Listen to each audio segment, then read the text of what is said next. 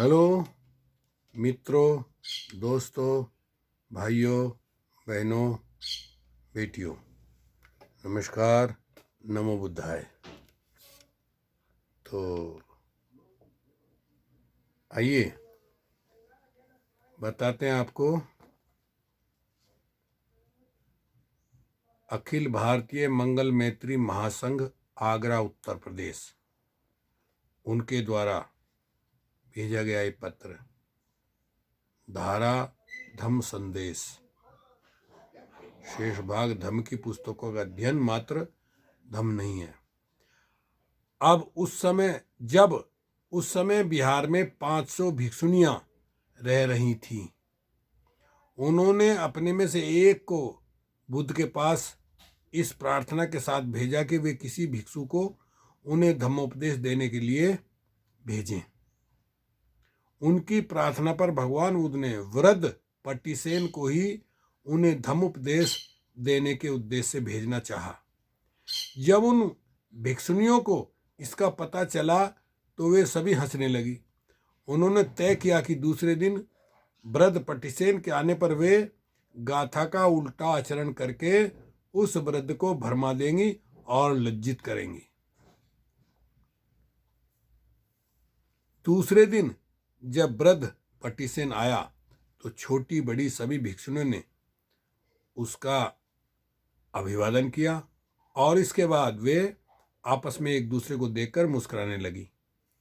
तब बैठने पर उन्होंने वृद्ध पट्टिसेन को भोजन कराया। जब भोजन हो चुका और उसने हाथ धो लिए, तब उन्होंने उससे प्रवचन आरंभ करने के लिए प्रार्थना की। उनके प्रार्थना करने पर वृद्ध पट्टिसेन ने ऊंचे धम्मासन से उतरकर नीचे स्थान ग्रहण किया और अपना प्रवचन आरंभ किया। बहनों, मेरी बुद्धि कम है, मेरा ज्ञान बहुत कम है। मैं केवल एक गाथा जानता हूँ, मैं वही दोहराऊंगा और उसका अर्थ समझाऊंगा। तुम ध्यान से सुनकर उसके अर्थ को धारण करो। तब सभी भिक्षुनियों ने उल्टे क्रम से उस गाथा को कहने का प्रयास किया, लेकिन ये क्या, उनका मुंह ही नहीं खुल सका और वे लज्जा से भर गई।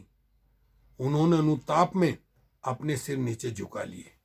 वो तो सोच रही थी कि उनका अपमान करेंगे उल्टी बोल करके, लेकिन उनका मुंह ही नहीं खुला। जब भगवान बुद्ध से प्राप्त शिक्षण के अनुसार बुद्ध पट्टिसेन ने उस गाथा को दोहराकर उसकी व्याख्या करनी शुरू की, उनके प्रवचन के शब्द सुनकर सब भिक्षुनियों को आश्चर्य हुआ। उस उपदेश को सुनकर वे बहुत प्रसन्न हुई। उन्होंने उसे हृदय से ग्रहण किया और वे अरहत हो गईं। बुद्ध धर्म में ये उपाधि है अरहत की।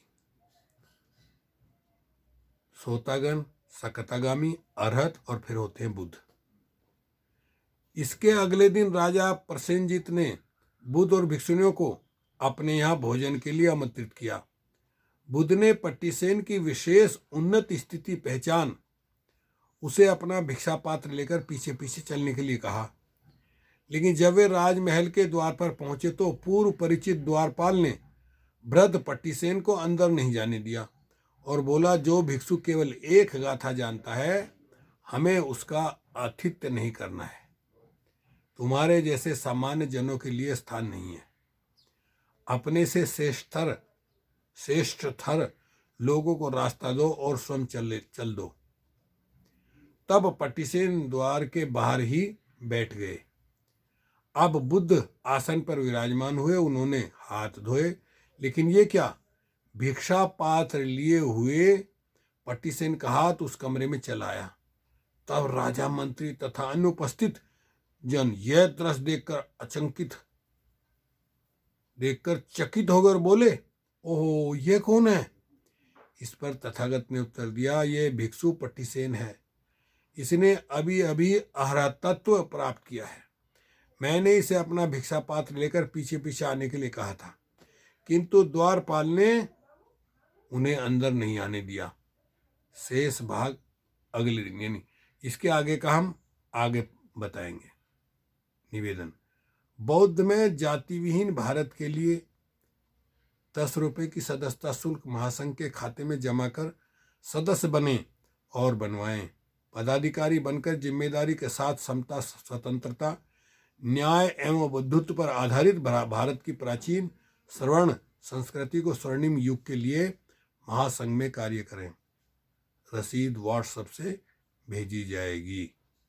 ये नंबर है उनके मोबाइल नंबर 9457870659। दूसरा नंबर है 9870824662। निवेदक हैं JS Rana, x executive, Agra, UP, संस्थापक अध्यक्ष। ओके, शुक्रिया, धन्यवाद।